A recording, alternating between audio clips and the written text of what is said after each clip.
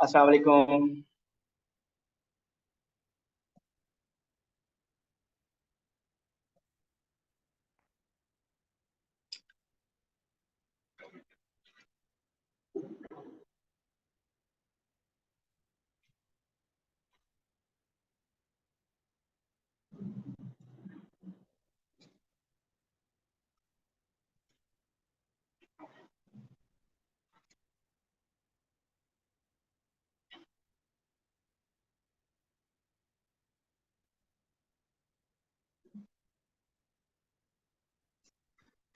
Today we have to start AS second component, that is mechanics.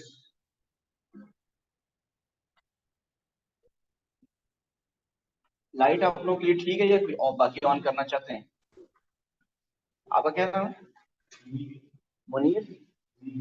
Okay, चलिए class के बाद आपसे बात करते हैं। अगर लाइट कोई और ऑन करना चाहते हैं तो कर सकते हैं, अगर मसला नहीं है तो ठीक है। ये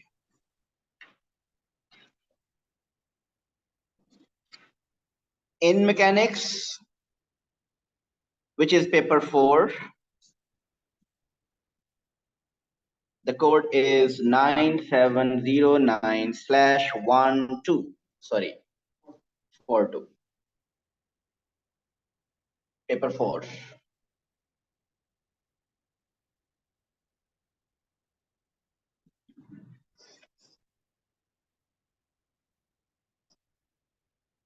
ऑलरेडी आपको हम प्योर वन में हम पढ़ चुके हैं कि उसकी पैटर्न क्या होता है। अब मैकेनिक्स को अगर हम ऑब्जर्व करें तो मैकेनिक्स में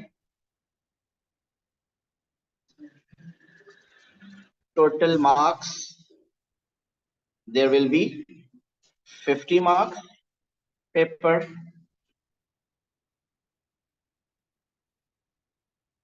time allowed 1 hour and 15 minutes.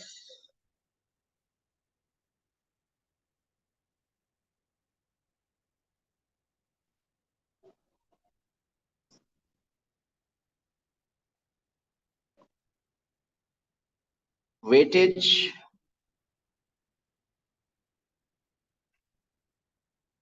40%. And if you are appearing for AS, just AS, 60% weightage आपकी P1 की है, pure math 1, and 40% weightage is for paper 4 mechanics. और अगर ओवरऑल ए लेवल की बात करें, AS A2 कॉम्पोजिट की बात करें तो उसमें फिर ये 20% weightage हो जाएगी. But for AS only the weightage is 40% for P4 and 60% for P1. Questions?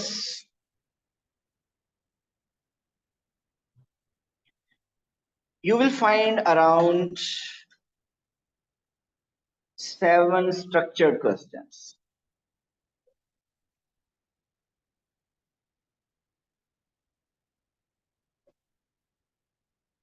In paper 4.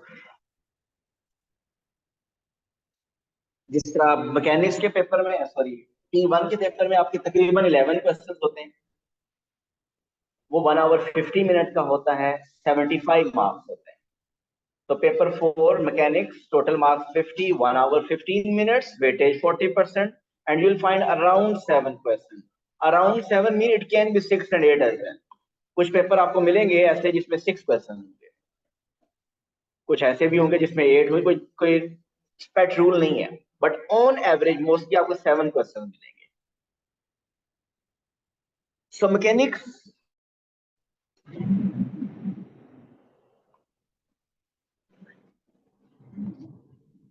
इसका जो सिलेबस है वो क्या है, जल्दी से वो भी देख लेते हैं. सिलेबस कह लें या आप कह लें टॉपिक्स टू बी कवर्ड. कुछ कहा आपने? We have to study 5 topics in mechanics. Number 1,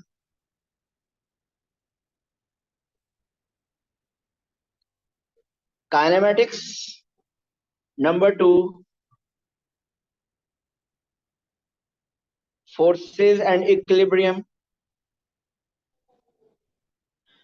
Number 3, Newton's laws. Number 4, work, energy and power. Number 5 is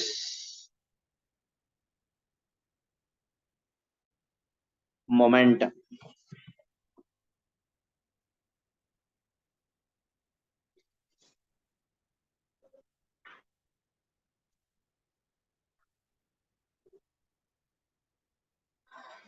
कितना टाइम लगेगा हमें इनको कवर करने के लिए? ऑन एवरेज 6 वीक्स हमें लगेंगे इसको कवर करने के लिए। तो जिसको आप मैक्सिमम 8 वीक्स तक लेके जा सकते हैं। मीन ज्यादा प्रैक्टिस करेंगे क्वेश्चंस की हम तो 6 to 8 वीक्स। तो आपके माइंड में होना चाहिए कि ये 6 to 8 वीक्स में हमारा कंप्लीट हो जाएगा।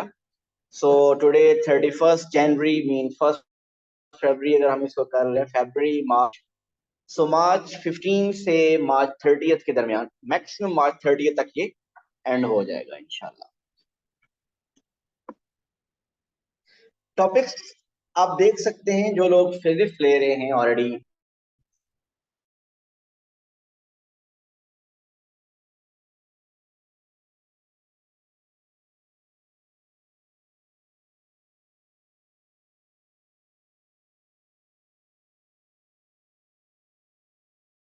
ओ लेवल में नहीं ली, कौन है ऐसे लोग? कोई है जिन्होंने ओ लेवल और एएस फिजिक्स कहीं पे भी नहीं ली? ऐसा कोई है? ओके, आप में से कौन है जिनकी एएस में फिजिक्स नहीं है? ओके, ओ लेवल में थी।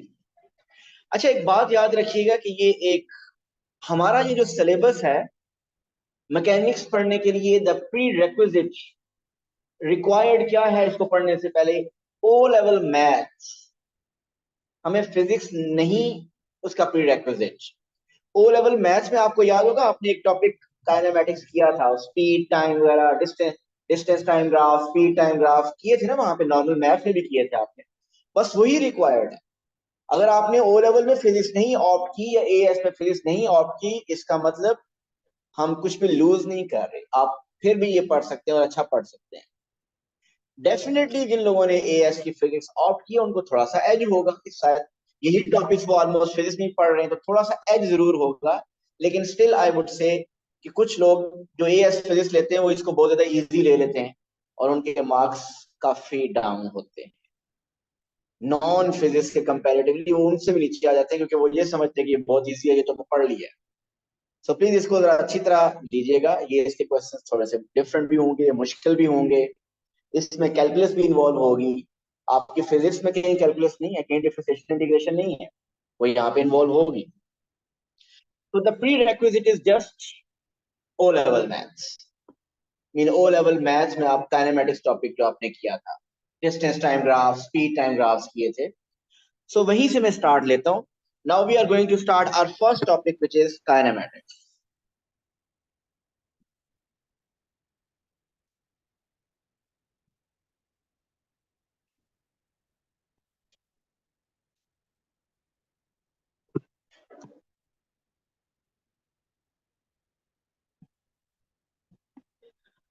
सो काइनेमेटिक्स में पहली मेरी कोशिश ये होगी कि मैं आपको रिवाइज करूं जो कुछ आपने ऑलरेडी ओ लेवल में किया है।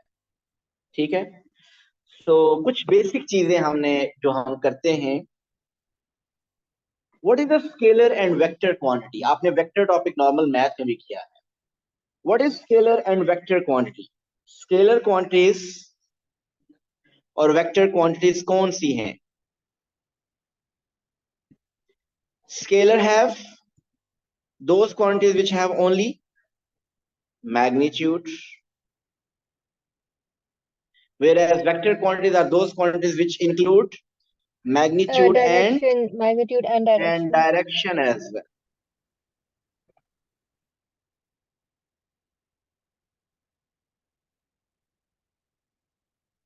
So can you give me the examples?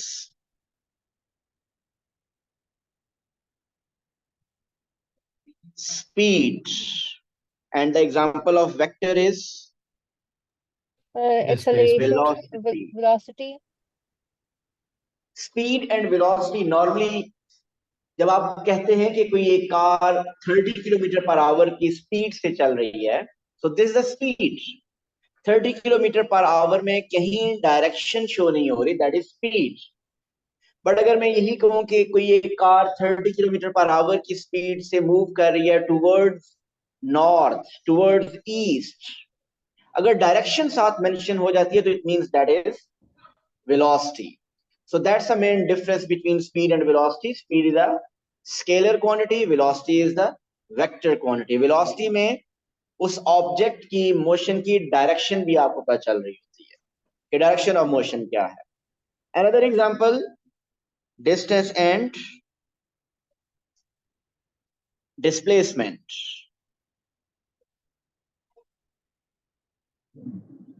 Distance is a scalar quantity and displacement is a vector quantity.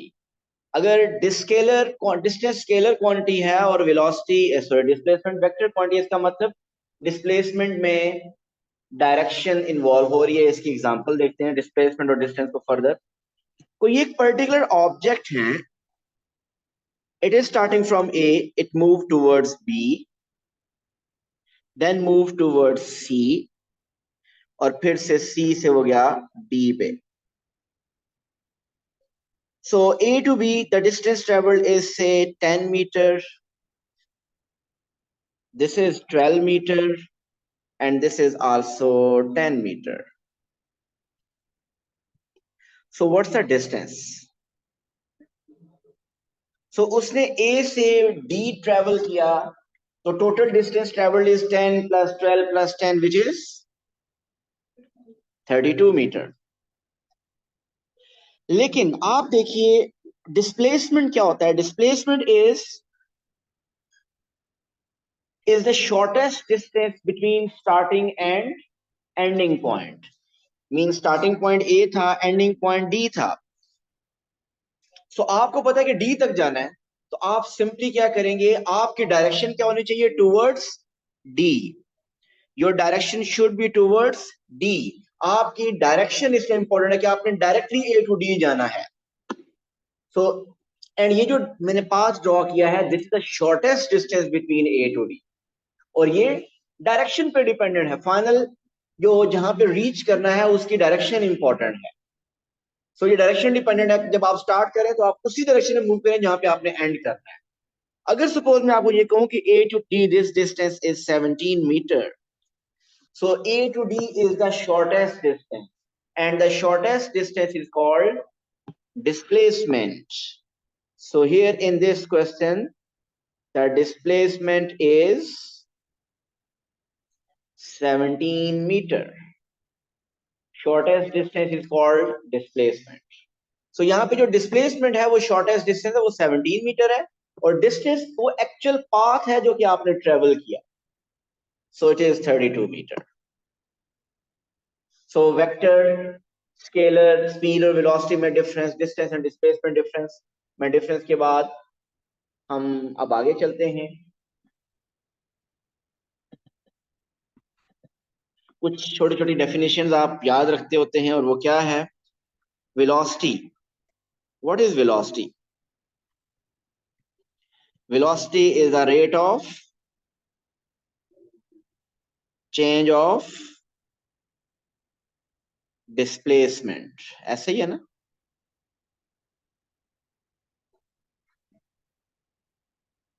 Velocity is the rate of change of displacement. And what is the acceleration?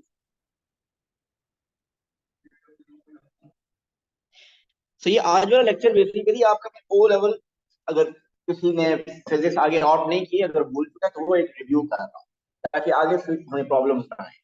What is acceleration? Acceleration is the rate of change of what? Velocity. Rate of change of velocity को हम acceleration कहते हैं, और rate of change of displacement को हम velocity कहते हैं। Velocity में चेंज का मतलब क्या है कि वेलोसिटी चेंज हो। अगर वेलोसिटी पहले 10 है तो वो 12 हो जाए, 14 हो जाए, 16 हो जाए, 18 हो जाए, 24 हो जाए, मीन ये चेंज आ रहा है। अगर वेलोसिटी में चेंज हुआ तो एक्सेलरेशन प्रोड्यूस होगी। बट अगर वेलोसिटी में चेंज नहीं है तो it means there is no acceleration. अगर आपको कहा जाए कि एक कार कांस्टेंट वेलोसिटी या कांस्टेंट स्पीड से मूव कर रही है and that constant speed is 80 kilometre per hour. अगर एक कार 80 किलोमीटर पर आवर की स्पीड से मूव कर रही है तो इसका मतलब what's the acceleration? Zero. Acceleration तब होगी जब there is a change in velocity. अगर वेलोसिटी थ्रू आउट यूनिफॉर्म है, कांस्टेंट है, so it means the acceleration is zero, there is no acceleration. अब वेलोसिटी में चेंज भी टू टाइप्स का होगा। अगर आपकी वेलोसिटी इंक्रीज कर रही है, मीन 20 से 22 होगी, 24 होगी 1 सेकंड के बाद, फिर 1 सेकंड के बाद 26 होगी, फिर 28 होगी, here the velocity is changing and that change is basically increase in velocity. जब वेलोसिटी में चेंज ऐसा होगा कि वेलोसिटी इंक्रीज कर रही हो, so that is basically called positive acceleration, क्योंकि इसकी एक्सेलरेशन कैलकुलेट करेंगे तो आंसर पॉजिटिव आएगा। और अगर आपकी वेलोसिटी डिक्रीज कर रही हो, मीन 20 से 18 हो गई, 16 हो गई, 14 हो गई, 12, सो ये भी एक चेंज है, but that change is your velocity is decreasing. इस केस में अगर आप एक्सेलरेशन कैलकुलेट करेंगे तो that will be negative acceleration, and negative acceleration is also called deceleration. It is also called retardation. इसको नेगेटिव एक्सेलरेशन, डीसेलरेशन या retardation भी कहते हैं। ठीक हो गया। अब हम ओ लेवल में और हमने क्या किया? ओ लेवल में आपने डिस्टेंस टाइम ग्राफ किए थे और स्पीड टाइम ग्राफ किए थे। वो बेसिकली डिस्टेंस टाइम ग्राफ नहीं, एक्चुअली वो डिस्प्लेसमेंट टाइम ग्राफ होते हैं, और वो स्पीड टाइम ग्राफ नहीं, वो वेलोसिटी टाइम ग्राफ होता है। तो हम उसी को रिवाइज करते हैं कि what was displacement time graph and what's the velocity time graph.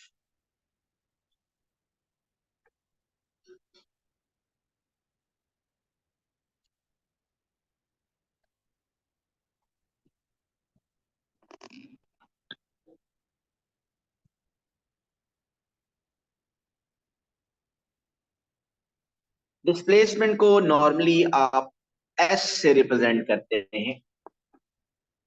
So on the Y axis displacement, on X axis it is time, जिसको हम टी से रिप्रेजेंट करेंगे।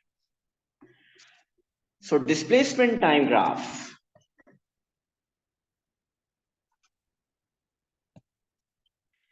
जी मुझे ये बताइए, ओ लेवल में हमने डिस्प्लेसमेंट टाइम ग्राफ के बारे में क्या पढ़ा था? What do you know about the gradient of displacement time graph? Munir, Sir, it represents it represents what? instantaneous The speed. acceleration. Yes, बिल्कुल ठीक है। सो हम नोट कर लेते हैं कुछ पॉइंट्स। ग्रेडियंट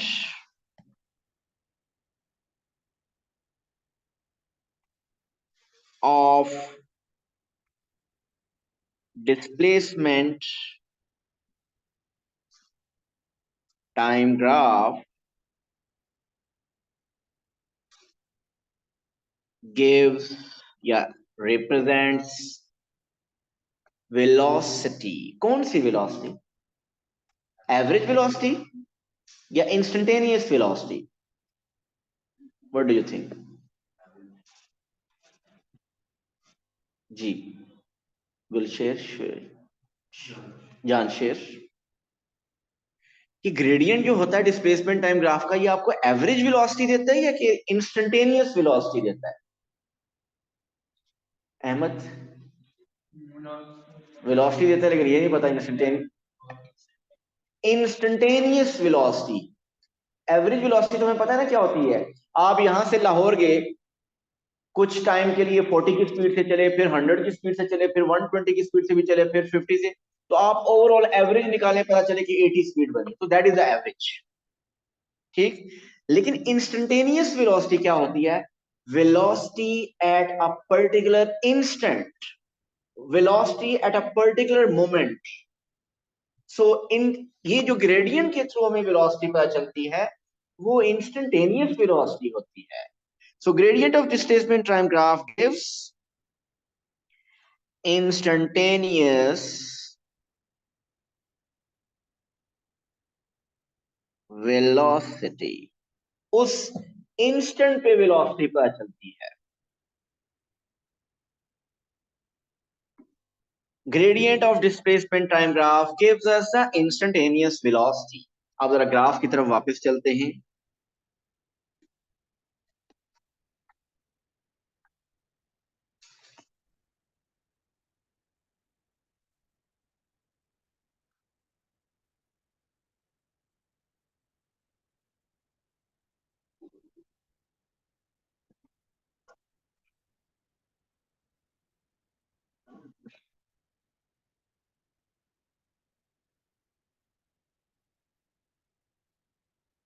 ये मैंने एक डिस्प्लेसमेंट टाइम ग्राफ स्केच किया है। इसको अभी मैंने इसका एक्स एक्सिस और वाई एक्सिस लेबल नहीं किया कि एक्स एक्सिस पे हमें पता है टाइम है, सेकंड्स में हो सकता है, मिनट्स में हो सकता है, आवर्स में हो सकता है। वाई एक्सिस पे आपका टाइम मीटर, सेंटीमीटर, किलोमीटर्स और में किसी में भी हो सकता है। बट हम करते हैं सपोज डिस्प्लेसमेंट वाई एक्सिस, वो उसका स्केल 10, 20, 30 कुछ भी हो सकता है। मैं अभी कुछ भी लेवल नहीं किया, जनरल डिस्कशन हमारी होगी। आप मुझे ये बताइए, फर्स्ट पैच में सिर्फ जस्ट ग्राफ को ऑब्जर्व कीजिए, जो फर्स्ट पैच एक मैंने स्ट्रेट लाइन ड्रॉ किया है, डिस्प्लेसमेंट क्या हो रहा है? इंक्रीज, डिक्रीज या कांस्टेंट? सिंपली ग्राफ से देखिए पता चल रहा है कि आपका इस Sir, पे increase your written constant. Increase हो रहा है। देखिए, मैं सिर्फ डिस्प्लेसमेंट का पूछ रहा हूँ अभी मुझे। जब मैं डिस्प्लेसमेंट का पूछूं तो प्लीज सिर्फ डिस्प्लेसमेंट का आंसर। उस वक्त ये बात बताइए कि वेलोसिटी में क्या हो रहा है और एक्सेलरेशन में क्या हो रहा है। तो आप देखिए, पहले 10 था, फिर 20 हो गया, फिर 30 हो गया, फिर 40 हो गया, फिर 50 हो रहा है। So displacement is increasing. Second patch में बताइए क्या हो रहा है? Displacement is constant, mean displacement change नहीं हो रहा। डिस्प्लेसमेंट चेंज नहीं हो रहा तो यहाँ पे समझ सकते हैं कि क्या होगा। बराबर, चले आगे। अब आगे ये जो नेक्स्ट मैंने कर्व ड्रॉ किया है, इसमें क्या हो रहा है? डिस्प्लेसमेंट इज, इसमें भी displacement is increasing. Next curve में बताइए क्या हो रहा है? डिस्प्लेसमेंट इज इंक्रीजिंग और डिक्रीजिंग? इंक्रीजिंग। किसी को डाउट तो नहीं है कि डिक्रीज हो रहा है? इंक्रीज ही हो रहा है। तो देखिए, यहाँ पे अगर 70 है, यहाँ 80 हो जाएगा, यहाँ 90 हो रहा है। So still it is increasing. So इसका मतलब यहाँ पे, यहाँ पे और यहाँ पे तीनों पोर्शन में द डिस्प्लेसमेंट इज इंक्रीजिंग, और वो जो मिडल वाली में स्ट्रेट लाइन ड्रॉ, वहां पे displacement is constant. What about last? Displacement अब कम हो रहा है। डिस्प्लेसमेंट कम होने का मतलब, अगर यहाँ 100 था, इधर क्या हो गया? 90, 80, कम होते होते फाइनली 0। सो ये जो फाइनल पाथ है, ये कौन सा पाथ है? It's the return journey. ऐसा ही है ना? पहले आपका ओ से डिस्टेंस इंक्रीज हो रहा था किसी एक स्पेसिफिक पॉइंट से। ये जो जर्नी है, ये सारी फॉरवर्ड जर्नी है। और ये जो लास्ट पैच है, that is backward journey, return journey. ऐसे ही ना, forward journey and return journey. So final patch को हमें पता है कि इट्स अ रिटर्न जर्नी। अच्छा जी, ये तो हो गया डिस्प्लेसमेंट, हमें पता चल रहा था। Now let's discuss the velocity. So velocity के बारे में अगर बताना है तो हमने माइंड में सिंपली ग्रेडियंट रखना है, क्योंकि इसका ग्रेडियंट इज वेलोसिटी। अब बताइए, फर्स्ट पैच में इसका ग्रेडियंट क्या हो रहा है? इंक्रीज कर रहा है, डिक्रीज कर रहा है या कांस्टेंट है? कांस्टेंट से। ग्रेडियंट, ग्रेडियंट क्या होता है? Rise over run. ग्रेडियंट एक स्ट्रेट लाइन का हमेशा सेम रहता है, कांस्टेंट रहता है। सो यहाँ ग्रेडियंट कांस्टेंट है। So gradient constant mean velocity is, velocity is v, velocity is constant। So इस पैच में, फर्स्ट पैच में वेलोसिटी कांस्टेंट है। सेकंड पैच में बताइए velocity is zero. Why velocity is zero? Two logic. एक horizontal line का gradient क्या होता है? जीरो। तो ग्रेडियंट जीरो जिसका मतलब वेलोसिटी जीरो है। सेकंड लॉजिक, यहाँ पे डिस्प्लेसमेंट चेंज नहीं हो रहा था। डिस्प्लेसमेंट जब चेंज नहीं हो रहा इसका मतलब the object was at rest. Object was at rest mean velocity is zero. तो वेलोसिटी इज जीरो। अच्छा जी, अब आगे आ गई है कर्व। कर्व को पहले मैं थोड़ा सा अलग डिस्कस करना चाहता हूं। ये जो कर्व है, इस कर्व को जरा देखिए। हमेशा ग्राफ को लेफ्ट टू राइट ऑब्जर्व किया जाता है। मुझे ये बताइए इस कर्व का ग्रेडियंट इंक्रीज कर रहा है या डिक्रीज कर रहा है? Gradient is increase. आप ऐसा करें, 3 पॉइंट्स ए बी एंड सी ले लेते हैं, इन पे टेंजेंट ड्रॉ करते हैं। अगर पहले मैं ए पे टेंजेंट ड्रॉ करूं तो चेक कीजिए एक इसकी स्टीपनेस। स्टीपनेस ऑब्जर्व कर रहे हैं। अब बी पे स्टीपनेस चेक कीजिएगा। स्टीपनेस बढ़ गई है कम हो गई? स्टीपनेस इंक्रीज होगी। तो स्टीपनेस इंक्रीज होने का मतलब ग्रेडियंट इंक्रीज होगा। सी पे स्टीपनेस चेक करें। सो तीनों पॉइंट में टेंजेंट ड्रॉ, सी पे स्टीपनेस और बढ़ गई है। So gradient is increasing. So in this curve gradient is increasing. So इसको अक्सर इसीलिए इंक्रीजिंग कर्व कह देते हैं। लेकिन अगर आप ये कर्व देखें, अब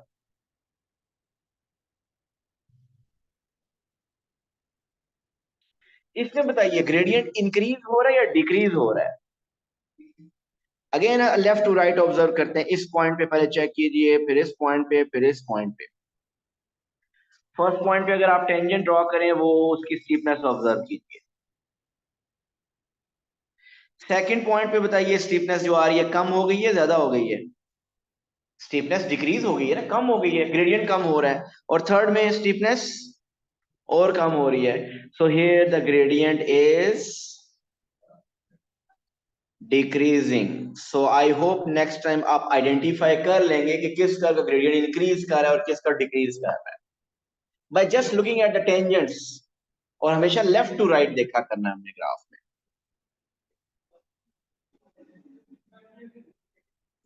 ओके, अब आप बताइए यहां पे ग्रेडियंट इज इंक्रीजिंग और decreasing? Gradient is increasing. So gradient अगर इंक्रीज हो रहा है तो ग्रेडियंट इज बिनो स्पीड वेलोसिटी। सो यहां velocity is constant. Velocity is increasing, gradient increase हो रहा है तो ग्रेडियंट ही बेसिकली वेलोसिटी है। So velocity is increasing. What about this patch?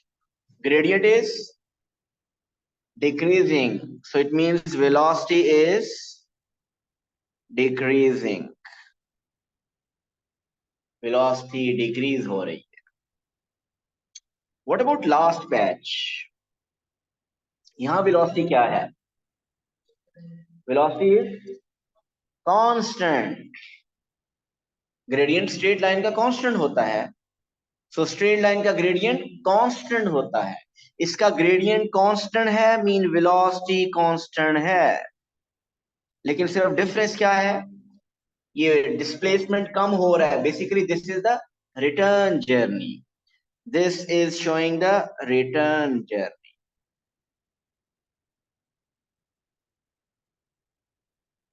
Mean अगर ऑब्जेक्ट ओ से ए गया है पहले तो ये return journey A to A, return journey backward journey को शो कर रहा है। सो ये थोड़ा सा आप मैंने बता दिया कि ये चीजें थी डिस्प्लेसमेंट टाइम ग्राफ की जो आपने नॉर्मल ओ लेवल में पहले की हैं। कि ग्रेडियंट क्या रिप्रेजेंट करता है? वेलोसिटी। सो ग्रेडियंट आपको पता है स्ट्रेट लाइन का कांस्टेंट होता है। सो जहां पे स्ट्रेट लाइन है वहां पे ग्रेडियंट आप देखें कांस्टेंट मीन वेलोसिटी कांस्टेंट। अब हम आते हैं वेलोसिटी टाइम ग्राफ की तरफ। जो आपने ओ लेवल में किया उस वेलोसिटी टाइम ग्राफ को आप डिस्कस करते हैं।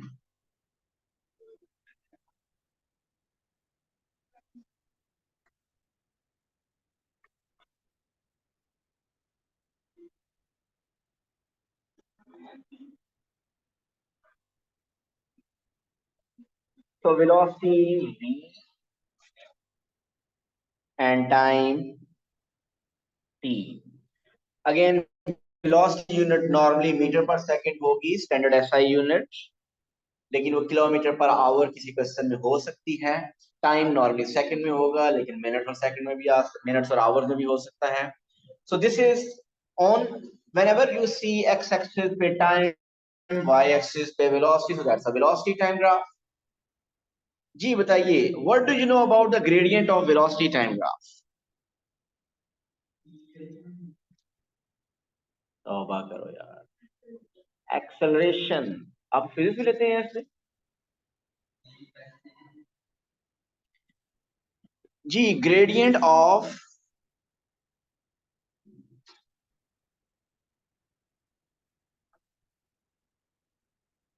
Velocity time graph, gradient of velocity time graph क्या बताता है? गिव इंस्टेंटेनियस एक्सेलरेशन, उस इंस्टेंट पे एक्सेलरेशन देता है।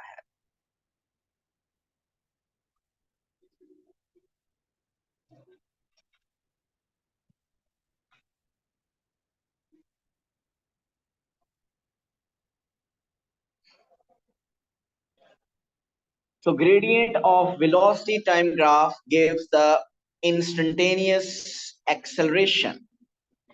So अगर ये ग्राफ हो, आप जल्दी से इसको भी डिस्कस कर सकते हैं हम।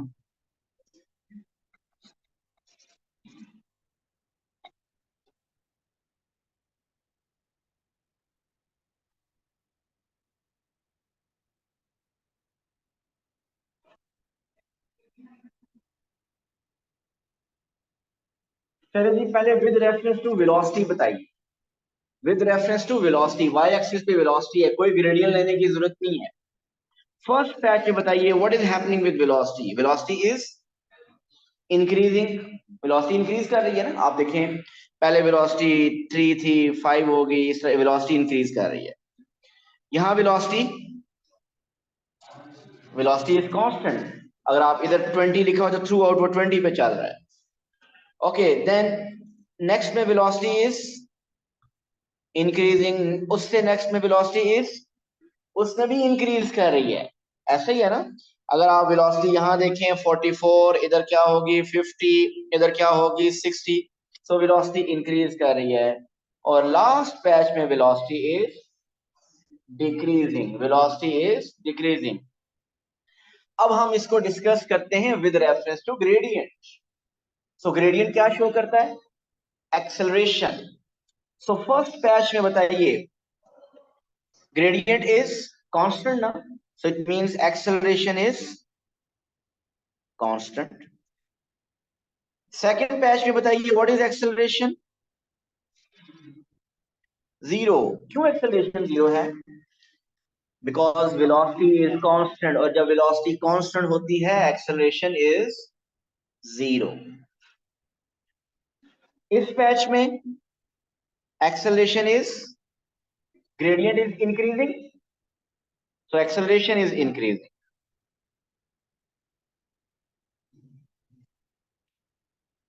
What about this patch?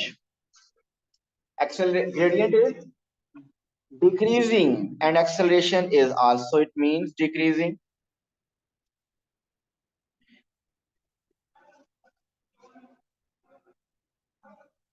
क्या ये डिसेलरेशन है? रिदा, ये डिसेलरेशन है यहाँ पे, this one?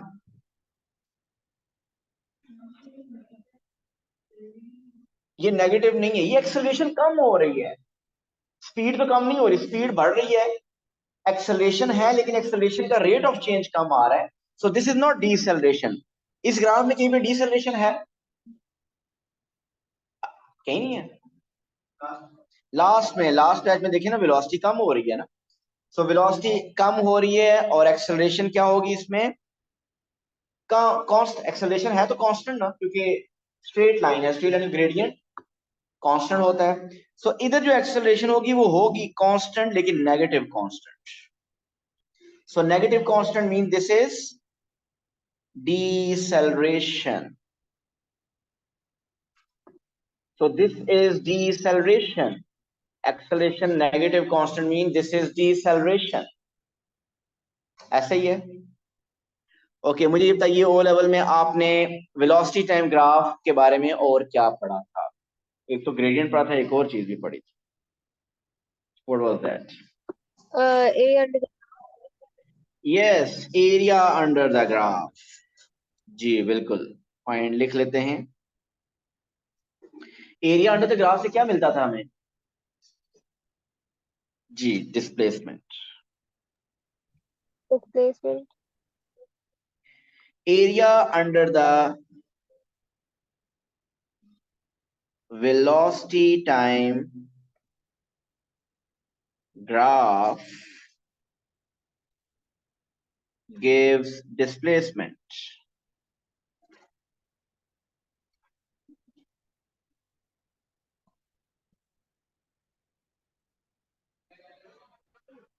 So area under the graph, अगर वो ट्राइंगल है तो ट्राइंगल का एरिया कर लो, डिस्टेंस आ जाता था। ट्रेपीजियम है तो ट्रेपीजियम का एरिया कर लो, रेक्टेंगल है तो रेक्टेंगल का एरिया करने से आपके पास डिस्टेंस आ जाता था। सो ये कुछ छोटी सी चीजें, थोड़ी थोड़ी चीजें जो कि आपने ओ लेवल में की थी। सो इनको प्लीज जरूर रिव्यू करे कीजिएगा। कल हम बेसिकली इसी को एक्सटेंड करेंगे, इन्हीं ग्राफ्स को एक्सटेंड करेंगे एएस में, जो आपने मैथमेटिक्स में यूज होना है। स्पेशली वी जो चेंज आएगी वो नेगेटिव एक्सिस पे जब ग्राफ आएंगे। सो हम उसको कल इंशाल्लाह करेंगे। See you tomorrow. Thank you so much. अल्लाह हाफिज। Allah Hafiz, sir.